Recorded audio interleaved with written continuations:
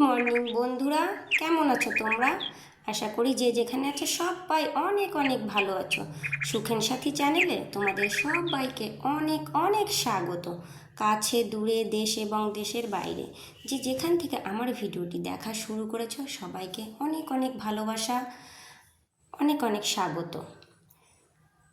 দেখো সকাল 6টা আর আমি উঠে পড়েছি। তোমাদের সবাইকে আগের থেকেই বলে দিয়েছি যে আমি সকাল 6টায় উঠি। তো দেখো সকাল 6টায় উঠে উঠান ঝাড় দিয়েছি, তারপরে ঘর দৌড় ঝাড় দিয়েছি, দেওয়ার পরে এবার আমি ঘর মুছতে চলে এসেছি। সকাল সকাল ঘর দৌড় মুছে ফেললে পারে না সারাদিনের কাজের থেকে মুক্তি পাওয়া যায়। ঘরটা যদি পরিষ্কার থাকে সব কিছুই সুন্দর লাগে। তো দেখো আমি ঘরটাকে ঘরগুলো কিন্তু আগেই মুছে নিয়েছি, শুধু বারান্দাটার থেকে তোমাদের দেখানো শুরু করেছি। সব কিছু আমি ভালো সুন্দর করে মুছে নিয়েছি। দেখেছো কত সুন্দর লাগছে, একদম সাদা, যেদিকেই যাওয়া সেদিকেই সাদা, সুন্দর লাগছে। আমার কাছে তো খুবই ভালো লাগছে। তোমার বারান্দাটা মোছা হয়ে গেছে। এইবার আমি আসছি রান্নাঘরটা পরিষ্কার করার জন্য। দেখো বাসনগুলো আগে ধুয়ে নিয়েছিলাম, নিয়ে জল ঝরিয়ে নিচে রেখে দিয়েছি। রেখে দেওয়ার পরে এবার আমি রান্নাঘরটা ভালো করে পরিষ্কার করে নিচ্ছি। দেখো সব জায়গায় যদি পরিষ্কার পরিচ্ছন্ন থাকে মনটাও ভালো লাগে। আর যে বর্ষাকাল এসছে, এই নোংরার হাত থেকে এবং পরিষ্কার যদি না থাকে তাহলে কিন্তু পেট খারাপও হয়, এইটা একটা চান্স থেকে যায়, বুঝেছো? তো সবাইকে বলছি এই বর্ষাকালে সবাই একটু সুস্থ থাকবে আর সব জায়গায় একটু পরিষ্কার করে রাখার চেষ্টা করবে। আমি সকালবেলা সব কিছু পরিষ্কার টরিষ্কার করে টোরে বাসি কাজ করে আমি স্নান করে নিয়েছি। স্নান করে আমার বাবাকে ভোগ দিয়ে দিয়েছি।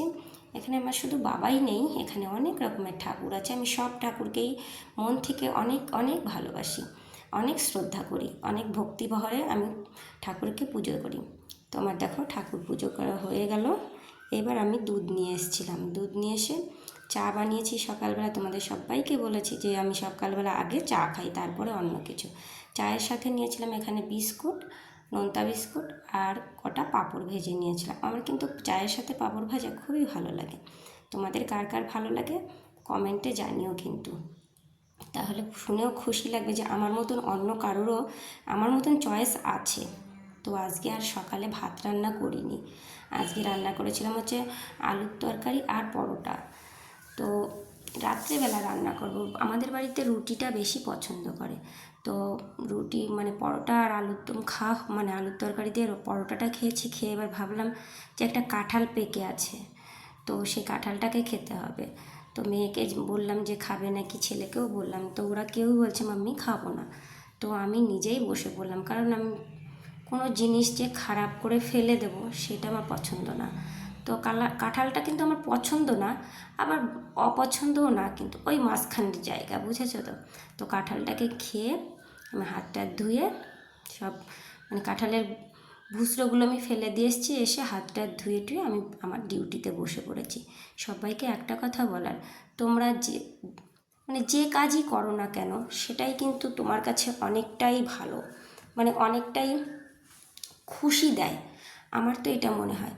তোমার হাজবেন্ড 100 টাকা ইনকাম করলো, সেখানে যদি তুমি 10টা টাকা ইনকাম করো তাকে কিন্তু অনেকটা হেল্প করাও হয়, আর নিজের খুশিটাকেও কিন্তু বজায় রাখা যায়। কোনো কাজ ছোট না, সব কাজই কিন্তু অনেকই বড়। তো আগে খেয়েছো বাপের হোটেলে, এখন খাচ্ছ স্বামীর হোটেলে। এই হোটেলটাকে ছেড়ে নিজে কিছু ইনকাম করো যেটা তোমাকে খুশি দেবে। তো কোনো কাজ ছোট না। সকল বন্ধুদের বলছি আত্মনির্ভরশীল হও। আত্মনির্ভরশীল হওয়া কিন্তু খুবই ভালো, আরেকজনের পক্ষে নিজের পক্ষেও। তো নিজের দায়িত্ব নিজে পালন করো, ভালো থাকো, খুশিতে থাকো।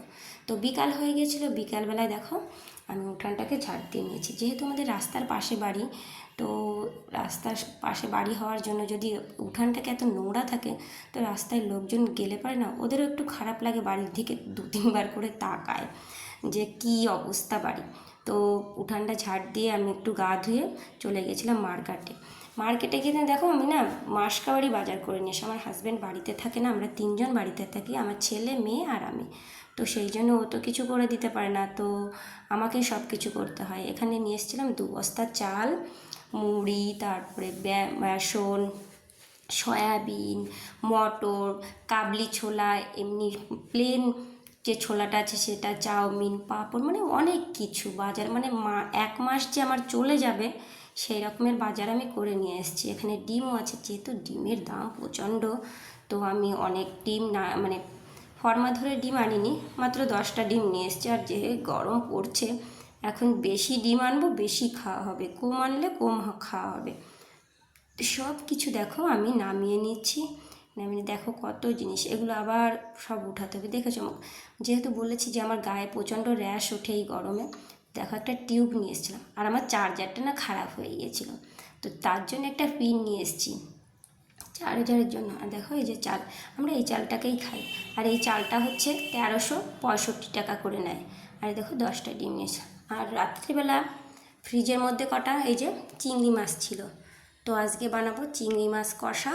তার জন্য দেখো চিংড়ি মাছগুলো ভাজা করে নিয়েছি, নিয়ে এবারে যে মশলাটা যে শিলে করব সে আর এনার্জি নেই আমার। মানে যেদিন আমি মার্কেটে যাই সেদিনকে কিন্তু আমার এনার্জি পুরোই শেষ হয়ে যায়। ওই সব জিনিসপত্রগুলো আমি কিনে সাইকেলে করে নিয়ে আসতে হয়, সেই জন্য পুরো এনার্জি একদম খতম। তো আমি রাত্রিবেলা ওই মিক্সিতে বেটেই মশলা করে এই চিংড়ি মাছ কষাটা রান্না করেছিলাম। ভিডিওটি বেশি বড় বানাইনি, এই অবধি আমি ভিডিওটি বানিয়েছি। আমার ভিডিও যদি তোমাদের ভালো লেগে থাকে তবে একটা লাইক, কমেন্ট, শেয়ার আর সাবস্ক্রাইব করে দিও। আর দেখা হবে অন্য কোনো ভিডিওয়, আরও নতুন ভিডিও। আমার ভিডিও তোমাদের কেমন লাগছে বন্ধুরা, সেটা কিন্তু অবশ্যই কমেন্টে জানিও। আজকে এই অবধি, বাই বাই বন্ধুরা, শুভরাত্রি সবাই।